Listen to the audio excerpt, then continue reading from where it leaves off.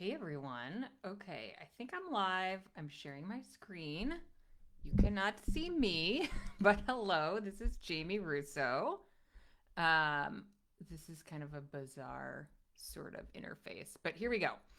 Okay, so we're going to talk about potential mailbox revenue, virtual mailbox revenue, because we talked in the newsletter today and the podcast today about choosing a goal to work towards in Q4, because Q4 is right around the corner. And that means you have 3 months left in the year to make a commitment to something you want to improve in your business. So you may choose a number of things, and we listed some ideas in the newsletter today and on the podcast. So have a listen if virtual mailbox is not your thing.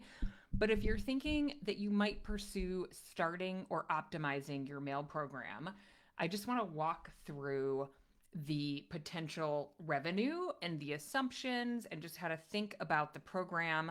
I want to also just kind of let you know that it seems overwhelming and there are a lot of things to figure out. It can be more straightforward than you think. And I would also say if you have a program set up and you're not hitting these types of numbers, it probably needs more focus. And we talked about that on the podcast today, that oftentimes as entrepreneurs, we hit go on something and we expect it to do its thing, right?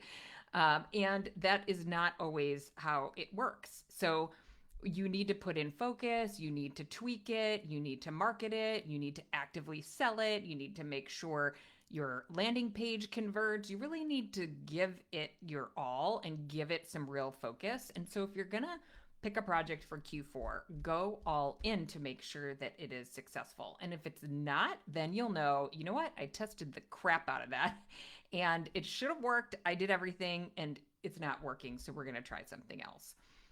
But you don't want to continue to feel like, well, if I spend a little more time on something, then it might have worked better. So go all in. Okay. So here's just like a really high level sample virtual mail mini P&L example. Okay. This assumes that you are getting customers organically. I have not built in referral fees for referral partners. And I just want to say upfront that we're going to recommend a mix of both unless you really don't want to do both, but you want to use all the channels available to you. And you should know when you're picking a partner that has technology, whether they send you leads or not. So get working with a referral partner that has technology to help you simplify your mail service and that sends you leads is the way to fast track your mail program. Now, this P&L, really mini P&L, it's not really a P&L, it's like a scenario, um, does not factor in fees that go to the referral partners. But you can absolutely achieve this growth organically in most markets, not every market, by putting the right focus on this and making sure that you have the right marketing components in place and that you're building this every single month. This is not going to require a lot of focus every single month. You have to set it up right and make sure you're optimizing. So let's assume that you are charging $39 for one package. And we are going to recommend that you have tiered packages. And many of you do not. And this is where if you already have a program in place, but you haven't put a lot of focus on it, that's an opportunity. And we're going to walk you through the strategy around pricing these packages, both organically and with referral partners. And we're going to assume you have a setup fee, and you should, because you either have a team that's spending time doing this or you are going to hire someone to help work on this. You do not probably need to hire someone for quite some time. So we'll talk about that in a second. Okay, so hopefully you can see this. I don't have the full screen up. It might be a little bit tiny. We're going to post this to YouTube when we're done. But you can listen along. I will talk in great detail, and I'll keep this pretty short.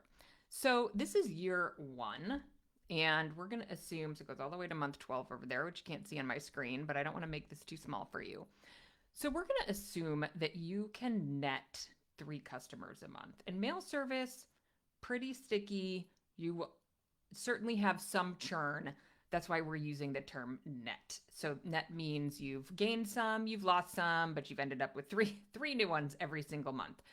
So this is your total monthly customer number. And again, this is the price of a package. We're going to recommend you have more than that, and your setup fee. So this is your monthly revenue. So this is what we talked about on the podcast, and why you want to consider committing to this for Q4 is just like your 401k account. You need to start early because you're not going to have the revenue that you want from day one, right? No, we're not getting excited about 200 extra dollars, but that is in month one with 3 customers. So by month 2, you've got 6 new customers and they're staying. And so that revenue is compounding over time and you're adding new customers every month. Again, assuming you set this up really well and really completely, not just, oh, I added it as an option on my services page. Nope, we need to make sure we fully set this up and market it and run some campaigns against it and make it, we're going to make that really simple, but you have to put some effort towards it. It is not completely passive in that you have to set it up in the first place. And it's not passive as you go along. There is mail to sort, but William Edmondson, he is at iPostal 1, and he was an operator for a long time. So he's seen both sides of the business, and he likes to say that it's going to take about 30 minutes per 100 mail customers for your team to process the mail. And so we do not get to that number for quite some time. So while you might feel like, okay, the mail's going to take a lot of time, and frankly, there are some aspects of it that will take some time. We'll talk about that in a second, which is mostly around compliance with the new CMRA requirements in the database. But we can get around that. If you think about this, I just want you to mentally think about this as like a little separate mini P&L. So if you are making all this extra revenue, no, it's not going to cost you $0 to get this revenue, right? You have to put some resources towards it. You might have to make some website updates. That's not going to be really expensive. And if you don't want to give this project to your existing team, then we can put a person against it because you can absolutely cover the cost of a $15 per hour high schooler to come in and manage your mail every day for a couple hours if you needed to. And it will not take a couple hours until you have significant revenue against that. So we're just looking at the numbers here. So by year 2, your monthly revenue is $1,400 a month. The end of year 2, you're up to $2,700 a month, which is $25,000 a year. Okay, so this is where we start to add someone in. Again, thinking about it as its own P&L. If your objection is, I don't want to overwhelm my team who's already very busy, and we run the Community Manager University program. We work with community managers all week long, all month long, and we know they're very busy. And so you can hire somebody to come in and take care of the mail. And in our Mail Challenge program, which I'm going to tell you about in a minute, we provide training documents, SOPs, and job descriptions for you to make this really easy. So this is profit. Again, assuming this is organic mail, you're not paying fees to the referral partners. If you're paying fees to referral partners, you're getting more than 3 net new customers a month, and that you're growing faster than this. So we just kind of simplified this.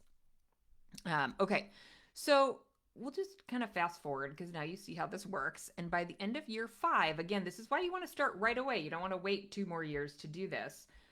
If you continued at this growth pace, and again, not every market is going to support this growth pace, but I can tell you 100% there are lots of markets that are 2nd tier, 3rd tier sized cities, not quality of cities, just size cities, that have well over 200 mail customers. This is 100% achievable.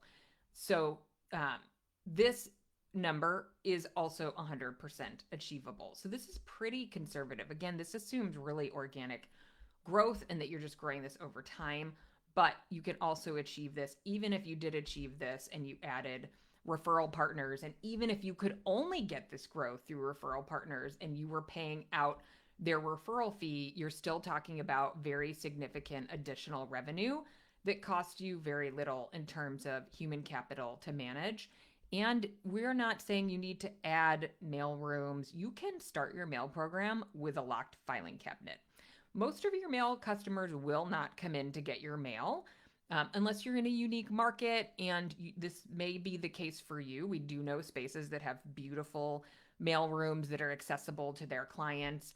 So we have examples of those if you want to invest in mailbox systems so that your clients can come in. But you do need a locked space and you need to have some way to get them their mail when they come in.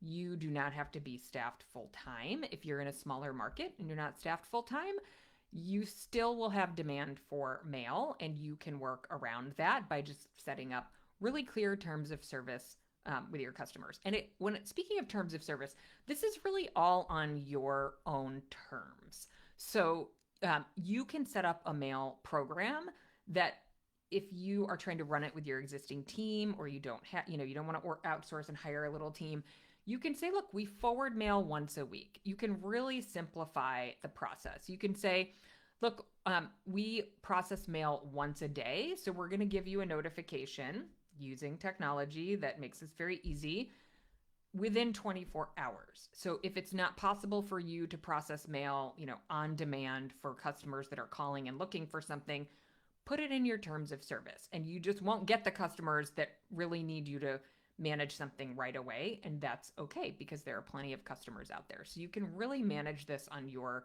terms and design it in a way that it's easy for you to manage. So in our mail challenge that we ran in May through July-ish, we had folks in a broad range of spaces: full-time staff, not full-time staff, multi-site, small spaces in smaller markets, and they all were able to find a way to make the program work for them. So I just want to walk you through thinking about the upside. And again, if you sit out another year and you don't pay any attention to your mail program and you don't start it, then you're going to delay the benefits of this revenue.